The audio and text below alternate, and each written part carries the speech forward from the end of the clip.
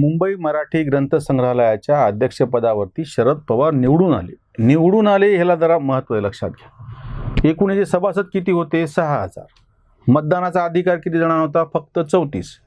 निवडणुकीला जे उमेदवार उभे होते त्यांनाही मतदानाचा अधिकार नाही. आणि शरद पवारांना मतं पडले 29 काहीतरी मतदान झालं, त्याच्यातले 29 मतं पडले, 2 मतं विरोधात गेले. आता ह्याच्यामध्ये ज्या 5-6 गोष्टी समोर आलेल्या आहेत. सगळ्यात पहिली गोष्ट म्हणजे जो माणूस पंतप्रधान पदाच्या शर्यतीमध्ये होता 1991ला PV नरसिंहरावच्या विरोधामध्ये काँग्रेस नेतृत्वाची जी लढाई झाली, प्रत्यक्ष शरद पवार उमेदवार म्हणून काँग्रेस अंतर्गत त्या निवडणुकीत उभे होते. राष्ट्रपती पदासाठी त्यांच्या आत्ता नावापर्यंत चर्चा त्यांच्याच हाताखालचे पत्रकार चालवत होते. अशा परिस्थितीमध्ये एक माणूस इतक्या मोठ्या पदावरचा मुंबई मराठी ग्रंथ संग्रहालयाच्या निवडणुकीसाठी उभं राहतो. दुसरी महत्त्वाची गोष्ट म्हणजे की जर तुम्हाला त्या विषयातली जर गती असेल तर तुम्ही त्याच्यामध्ये रस घेणं आपण समजू शकतो. एकूण ग्रंथ व्यवहार, मराठी साहित्य व्यवहार याच्या संदर्भामध्ये पवारांनी अशी काय वक्तव्य केली आधीपासून? सगळ्यांना असं वाटतं की पवारांना जर एक रसिक म्हणून, साहित्य रसिक म्हणून याच्यामध्ये का सहभागी होऊ नये? अगदी बरोबर आहे. पण हे केव्हा अपवाद म्हणून एखादी गोष्ट आपण समजू शकतो. आत्ता मुंबई ग्रंथ संग्रहालयाच्या या 6,000 सभासद म्हणजे एकट्या मुंबईचीच लोकसंख्या काहीतरी 1.25 कोटीच्या पुढं आहे. आणि त्याच्यामध्ये फक्त 6,000 याचे सभासद आहेत. आणि त्याच्यातून मतदानाचा अधिकार कोणाला? फक्त 34 लोकांना. म्हणजे ह्याची मर्यादा पहा किती येते. आणि आता पवारांच्या बाबतीत आपण समजून, अखिल भारतीय साहित्य संमेलनाचं 1-2 नाही तब्बल 5 का 6 वेळा उद्घाटन शरद पवारांनी केलेलं आहे. अखिल भारतीय मराठी साहित्य संमेलनाच्या उद्घाटनासाठी वारंवार शरद पवारांना बोलवावं अशी गरज का निर्माण होती? ह्या 6 भाषणातले शरद पवारांची भाषणं तुम्ही तपासून पहा. त्याच्यामध्ये काय साहित्य मूल्य आहे त्यांचे जे कोणी भाट पत्रकार आहेत त्यांनी शोधून दाखवावं. आणि छोटे मोठे आमच्याकडे मराठवाड्यात तर 3 वेळा शरद पवार आले. म्हणजे एकूण 6 आणि 3 9 10 वेळा साहित्य संमेलनाच्या ज्या मोठ्या घटना घडल्या त्याच्या पवार उद्घाटक आहेत. हे सगळे भाषणं तपासून पहा. इतकंच नाही, त्याचं मी औचित्य पण सांगतो. म्हणजे औचित्य भंग कसा होतो? कंधारला, नांदेड जिल्ह्यामध्ये कंधारला मराठवाडा साहित्य संमेलन होतं. शरद पवार त्याचे उद्घाटक होते. ते हेलिकॉप्टरने त्या ठिकाणी पोहोचले, उद्घाटनाचं भाषण केलं, ताबडतोब ते वापस निघाले. ते निघाले भाषण संपवून की सगळा मांडप रिकामा झाला. संमेलनाच्या अध्यक्षा सुहासिनी इर्लेकर होत्या. त्या जेव्हा बोलायला उठल्या तेव्हा समोर लोकच नाहीत, अक्षरशः समोर 5-10 जे काय साहित्यिक रसिक 5-25 उपलब्ध होते. एवढ्या मोठ्या 3-4 हजार 5,000 लोकांचा मांडव रिकामा. पवारांच्या बरोबर सगळे निघून गेले. हे पवारांचं साहित्यप्रेम. शरद पवार यापूर्वी काँग्रेस आणि राष्ट्रवादीचं जे सरकार होतं 1999 ते 2014 15 वर्ष सरकार होते. याचे सर्वात शरद पवार. तेव्हा शरद पवार 10 वर्षांमधले केंद्रामध्ये मंत्री पण होते. या काळामध्ये जेव्हा विधान परिषदेवरती साहित्यिकाची, कलाकारांची निवड करायची वेळ आली तेव्हा शरद पवारांनी कोणाला नेमलं? साहित्यिक कलाकाराला नेमलं नाही. फौजिया खान या आपल्या कार्यकर्त्याला त्यांनी विधान परिषदेवर नेमलं.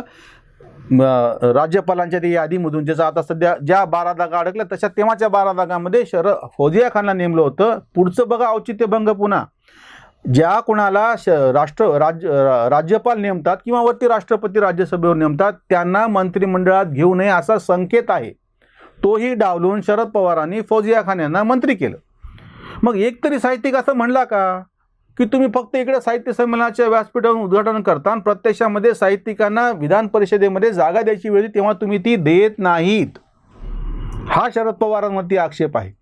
साहित्य संमेलनामध्ये वारंवार शरद पवार का लागतात? राष्ट्रवादीशी संबंधित सगळे नेते आणि बाकीचे सगळेच या साहित्य संमेलनाचं आयोजन का करतात? त्यांच्याशिवाय साहित्य संमेलन होऊ शकत नाहीत का? महाराष्ट्रामधली गोष्ट आहे. दुसरी गोष्ट म्हणजे की तुमचं या प्रत्यक्ष विषयातलं योगदान काय आहे? हे केवळ म्हणजे ग्रंथ संग्रहालयापुरतं बोलतोय असं नाही. रयत शिक्षण संस्थेचे शरद पवार अध्यक्ष आहेत. रयत शिक्षण संस्था शरद पवारांचा काय संबंध? ही संस्था शरद पवारांनी स्थापन केलेली आहे का? शरद पवारांनी या संस्थेच्या वाढीसाठी काय केलेले की जेणेकरून ते त्याच्यामध्ये जावेत, त्याच्या अध्यक्षत राहावेत आणि बाकीचे पण त्यांनी त्यांचे मुलगी, पुतण्या, नातू यांना त्याच्यामध्ये घ्यावं? केवळ एवढीच गोष्ट नाही. या अशा ज्या संस्था आहेत साहित्यिक, सांस्कृतिक, वैचारिक क्षेत्रात काम करणाऱ्या, या ग्रंथ संग्रहालयाची पण जवळपास 130 वर्षाची परंपरा आहे. याच्यामध्ये शरद पवारांचा काय संबंध? हे साहित्यिकांनी, या क्षेत्रातल्या लोकांनी ठामपणे विचारायला पाहिजे. आमचं काय म्हणता येईल त्याला, म्हणजे सर्वसामान्य लोकांचा किंवा या क्षेत्रातल्या लोकांचा नालायकपणा असा की आपण हे सगळं शांतपणे डोळ्यावरती कातड होऊन पाहत बसतो. तुम्ही याच्याकडे डोळसपणे पाहत नाही. किंवा शरद पवारांच्या काळामध्ये साहित्य संस्कृती मंडळ किंवा साहित्यविषयक ज्या संस्था आहेत त्यांना काय बळ भेटलं? असे कितीतरी विषय आहेत. शरद पवारांनी जाणीवपूर्वक ठरवून साहित्यविषयक जे काही विषय आहेत शासकीय दरबारी अडकलेले ते मार्गी लावले का? मग आता ग्रंथसंग्रहालयाच्या या काय म्हणता येईल तुम्हाला की इतकी छोटी निवडणूक, ती फक्त त्या ठिकाणी एवढा मोठा भूखंड आहे, अतिशय मोक्याच्या ठिकाणी तो एवढा मोठा भूखंड आहे, ती इमारत उभी आहे ज्याला शारदा सिनेमा म्हणून मुंबईची लोक ओळखतात. दादर पश्चिमला इमारत आहे, दादर पूर्वेला सॉरी. या ठिकाणी ही इमारत एवढी मोठी आहे जी आता पुनर्निर्माणाचा घाट घातला जातो की बरोबर त्या ठिकाणी शरद पवार येतात. म्हणजे जो शब्दप्रयोग गोपीनाथ मुंडेंनी तेव्हा शरद पवार मुख्यमंत्री असताना केला होता, भूखंडाचं श्रीखंड, हा शब्द फार गाजला होता. म्हणजे शरद पवारांना ह्या ग्रंथाबद्दल काही प्रेम नाही आहे, वाङ्मय चळवळीबद्दल प्रेम नाही आहे. समजा ह्या वास्तूला कुठलाही भूखंड नसला असता, इमारत नसली असती तर शरद पवारांनी त्याची निवडणूक लढण्यासाठी अर्ध तरी भरला असता. म्हणजे जो एक मुद्दा यापूर्वी मराठवाडा साहित्य संमेलनाच्या निमित्तानं कौतिकराव ठाले पाटलांनी इमारतीची मागणी केली जितेंद्र आव्हाड यांच्या समोर, मंत्र्यांच्या समोर, त्यावर आम्ही मुद्दा उपस्थित केला होता की साहित्यिक संस्थांना या ज्या सगळ्या म्हणजे भौतिक पातळीवरच्या ज्या काही सगळ्या म्हणजे आपण मालमत्ता म्हणतो याची गरज आहे का? ह्याचा संबंध आहे का? त्या मालमत्ता उभ्या करणे, त्या मालमत्ता सांभाळणे, त्यांचं भाडं, त्यांचं बाकीची सगळी जिकिरी हे साहित्यिक कामं आहेत का? म्हणजे तुम्ही आपणहून तो उंट म्हणजे हे साहित्यिक नेहमी काय म्हणतात असं की बाबा हे सगळ्या आयोजनासाठी साहित्यिक कमी पडतात, फार मोठा आर्थिक उलाढाल करावं लागते, त्यासाठी राजकीय लोक पाहिजे असतात आणि राजकारणी काय रसिक नाहीत का? एकदम बरोबर आहे. पण तुम्ही तुमच्या तंबूमध्ये हा उंट घेतल्याच्या नंतर तो उंटच एवढा मोठा झाला की तंबू गायब झाला. तुम्ही याच्यामध्ये 2004ला औरंगाबादला अखिल भारतीय साहित्य संमेलन भरलं होतं, त्याचं उद्घाटन करणारे शरद पवारच होते. त्या कार्यक्रमामध्ये उद्घाटनाच्या फमू शिंदेसारखा साहित्यिक उघडपणे जेव्हा त्यांना साहित्यिकांना तुम्ही कशी उमेदवारी द्या विधान परिषदेवरती आणि स्वतःचं नाव सुचवू पाहतो, त्याला पवारांनी टोला दिला, म्हणजे बगल दिली आणि साहित्यिकांना विधान परिषदेवरती नेमलं नाही. म्हणजे तुम्ही तुमच्या सगळ्या राजकारणासाठी, तुमच्या स्वार्थासाठी साहित्य क्षेत्राचा उपयोग करून घेता, उलट तुम्ही त्या क्षेत्राला काहीच देत नाही, त्या क्षेत्राला तुमचा उपयोग होत नाही. ज्या ज्या ठिकाणी निवडणुका आहेत तो स्थानिक आमदार, तो स्थानिक नेता त्या ठिकाणचं साहित्य संमेलन भरवतो का? त्याला फार मोठ्या प्रमाणात प्रसिद्धी मिळते म्हणून. म्हणजे प्रसिद्धी माध्यमांनी समजा काही कारणाने असं ठरवलं की आम्ही साहित्य संमेलनाची दखल घेणार नाही, मला नाही वाटत एकतरी एखाद्या राजकारणी तयार होईल की ज्या साहित्य संमेलनाला प्रसिद्धी नाही, ज्या साहित्य संमेलनामध्ये फक्त मोजके 100, 200, 400, 500 रसिक गोळा होणार आहेत आणि निव्वळ साहित्यिक चर्चा करणार आहेत, परिसंवादामध्ये चर्चा घडणार आहे, कथाकथन, कविता वाचन होणार आहे आणि हे समोर बसून राहणार आहेत. मी आवाहन करतो आमच्या सगळ्या प्रेक्षकांना, तुम्ही मला एक तरी असा फोटो दाखवा की समोर भाषणं चालू आहेत आणि शरद पवार शांतपणे खाली बसून ऐकत आहेत किंवा कविता ऐकत आहेत. त्यांच्या खाजगी ते कुठं मैफिली गेले असतील त्या गोष्टीबद्दल बोलत नाही मी. असा एक फोटो आहे यशवंतराव चव्हाण, आणि यशवंतराव चव्हाण हे कराडच्या साहित्य संमेलनामध्ये एक रसिक म्हणून समोर बसून होते. शरद पवार असं बरं आता त्यांचं वय झालेलं आहे आणि ते थकलेले म्हणून नाही, ते जेव्हा तरुण होते तेव्हाही शरद पवार साहित्य संमेलनाच्या 3 दिवस मंडपामध्ये बसू नये असा कोणीतरी फोटो मला दाखवा, अशी घटना मला दाखवा. शरद पवार हे निमित्त आहे, सगळेच राजकारणी. आपण आपली व्यावसायिक आणि व्यावहारिक गरज आहे म्हणून त्या नावाखाली, आर्थिक गरज आहे नावाखाली म्हणून फुकट ह्या साहित्याच्या तंबूमध्ये राजकारणी उंट शिरवतो, ते मोठे होतात आणि नंतर मग आपण तक्रार करतो की आपण त्यांच्या मागे कुठं फरफटत चाललेलो आहोत. जर शरद पवारांना साहित्याबद्दल एवढं प्रेम होतं की त्यांनी त्यांच्या कारकिर्दीमध्ये त्यांच्या हातामध्ये जेव्हा विधान परिषदेच्या जागा होत्या तेव्हा त्यांनी किती साहित्यिकांना या जागा दिलेल्या आहेत.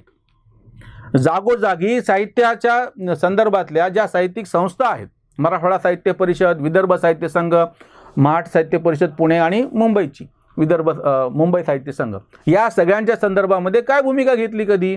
महाराष्ट्राच्या बाहेर ज्या साहित्य संस्था तळमळीनं मराठीसाठी काम करतात, हैदराबाद असो, बडोदा असो, गुलबर्गा असो, रायचूर असो, दिल्ली असो, या सगळ्या, गोवा असो, या सगळ्या ठिकाणी मराठीच्या बाबतीमध्ये ह्या सगळ्या करण्याच्या संदर्भामध्ये शरद पवारांनी काय ठामठोक असा काहीतरी आराखडा दिलेला आहे? शरद पवारांनीच म्हणत नाही मी, सगळ्याच राजकारणी लोकांनी या संदर्भामध्ये काय मुळापासून काम केलेलं आहे किंवा मदत केलेली आहे? ह्याच्या नेमकं उलट तुम्ही साहित्य संमेलनाचं स्वरूप आता आणून ठेवलेलं आहे, बाजारू आणि थिल्लर करून टाकलेलं आहे, की जे सादरीकरणाची कला होऊन बसली ती. म्हणजे एखादा चांगला लिहितो आहे तो राहिला बाजूला, जो भाषण करू शकतो किंवा जो त्या तिथल्या सगळ्या काय साहित्य महामंडळाच्या लोकांशी जवळचा आहे त्याचं नाव परत परत आमंत्रण म्हणून येणार. आणि तुम्ही सगळ्या साहित्य संमेलनाचं रिपोर्टिंग बघा, मंडप कसा भव्य होता, जेवायची व्यवस्था कशी चांगली होती, त्याचं काय लाईव्ह टेलिकास्टिंग कसं केलं गेलं, आणि मंत्री आले तेव्हा कसा ताफा आला होता, किंवा अगदी सांगलीच्या साहित्य संमेलनामध्ये कळस झाला, राष्ट्रपती तेव्हा प्रतिभाताई पाटील होत्या, त्यांना बोलवलं आणि प्रोटोकॉलनुसार शेवटी वेळ अशी आली की माजी अध्यक्ष अरुण साधूंना बोलायला वेळ ठेवल्या गेली नाही. ते बहिष्कार टाकतो म्हटल्याच्या नंतर मग सगळ्यांनी घाबरून धमकीनं त्याच्यात ॲडजस्टमेंट केली. आणि तेव्हा आर पाटील, शरद पवारांचे उजवे हात, हे स्वागताध्यक्ष होते.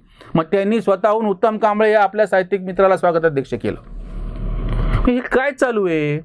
यावरती आपण कुठल्याच पद्धतीची प्रतिक्रिया व्यक्त करत नाही. त्याच्यामुळे या सगळ्या राजकारणी लोकांचं फावतं. मुंबई ग्रंथ संग्रहालयाच्या निमित्तानं हे प्रश्न परत समोर येत आहेत की साहित्यिक क्षेत्रामध्ये राजकारण्यांची अनावश्यक लुडबुड कामाची नाही. अनावश्यक हा मी शब्द आवर्जून वापरतो. त्यांनी एक रसिक म्हणून तिथे शांतपणे येऊन बसावं, ज्या काही या चळवळी चालतात त्यांच्या संदर्भातल्या अडचणी सोडवाव्यात, हे अगदी खरं आहे. पण ह्याचा अर्थ असा होत नाही की तुम्ही त्या ठिकाणी येऊन बसावं. शरद पवारांनी एखाद्या वेळेस त्यांना बोलवणं मी समजू शकतो, 6-6 वेळा अखिल भारतीय साहित्य संमेलनाचं उद्घाटन करायची गरज काय? हे शरद पवारांवरती आक्षेप नाही आहे, आक्षेप बोलवणाऱ्यांवरती आहे. म्हणजे त्यांना हे कुठलंही ताळतंत्र उरलेलं नाही आहे, कुठलं तारतम्य उरलेलं नाही, इतका विवेक उरलेला नाही आहे. म्हणजे ही सगळ्यात पहिली चूक आपली आहे, साहित्य क्षेत्रातल्या लोकांची, तुम्हामाची, रसिकांची, ह्यांची सगळ्यात मोठी चूक आहे. तुम्ही तुमचे उपक्रम स्वतंत्रपणे का नाही घेऊ शकत? ज्या पद्धतीनं वारकरी आपली दिंडी घेऊन 700-800 वर्ष चालतात, स्वतंत्रपणे कोणाची वाट पाहत नाही. जागोजागचे छोटे मोठे उत्सव, जत्रा, सण समारंभ, परंपरा शांतपणे पार पडतात, त्यासाठी कोणाची वाट पाहिल्या जात नाही. त्याच पद्धतीनं साहित्य क्षेत्रानं आपलं आपलं काम करावं. तुम्ही साहित्यिकांची, तुम्ही राजकारण्यांची त्यांच्या अवैध पद्धतीनं मिळवलेल्या पैशाची आणि बाकीच्या गोष्टीची वाट का पाहत बसता, ही त्याच्यातली आक्षेपाची गोष्ट आहे. शरद पवारांवरचा आक्षेप नंतरचा आहे. शरद पवार जाणते नेते आहेत, इतके वर्ष त्यांना दीर्घ अनुभव, त्यांनीच आपण म्हणायला पाहिजे होतं की ह्यासारख्या छोट्या संस्थांवरती त्या क्षेत्रातल्या लोकांनी काम करावं, आम्ही आमच्याकडून त्यांना होईल ते पाठबळ द्यायला तयार आहोत. पण तसं न करता आताही या वयात, म्हणजे वकिलीच्या क्षेत्रामध्ये गमतीनं असं म्हणतात की सर्वोच्च न्यायालयामध्ये जो वकिली करतो किंवा सर्वोच्च न्यायालयामध्ये ज्याचा अनुभव आहे त्यांना अगदी तालुक्याच्या पातळीवरती कोर्टामध्ये येऊन जमानतीचं काम करावं अशी परिस्थिती आहे. म्हणून आता उपासाने जे मीम फिरायला लागलेत की शरद पवार बारामतीचं सोडा, काटेवाडीच्या सरपंचाची निवडणूक लढवणार आहेत का? तुम्ही इतक्या मोठ्या पदावर पोहोचल्याच्या नंतर जे तुमचं क्षेत्र नाही त्या क्षेत्रातल्या छोट्या पदाची तुमची हाव सुटत नाही. याचा अर्थच असा की या ठिकाणी जे बाकीचं डबोलं ठेवल्या गेलेलं आहे त्याच्यावरती डोळा आहे आणि ह्यात नेमकं ओळखलं पाहिजे. शरद पवारांनी या निवडणुकीसाठी अर्ज भरणंच अतिशय चूक आहे आणि त्यांनी ते पद स्वीकारलं, अटीतटीनं निवडणूक लढवली. याच्यातून अतिशय चूक असा संदेश त्यांच्या सगळ्या म्हणजे राजकीय क्षेत्रातल्या चेल्याचपाट्यांना गेलेला आहे की जसं मी मोठ्या पातळीवरती इथं करतो आहे, तुम्ही पण तुमच्या ठिकाणचे साहित्यिक सांस्कृतिक क्षेत्रावरती अशाच पद्धतीनं वर्चस्व मिळवा. ह्याच्यातून साहित्य सांस्कृतिक क्षेत्राचं काहीही भलं होण्याची शक्यता नाही.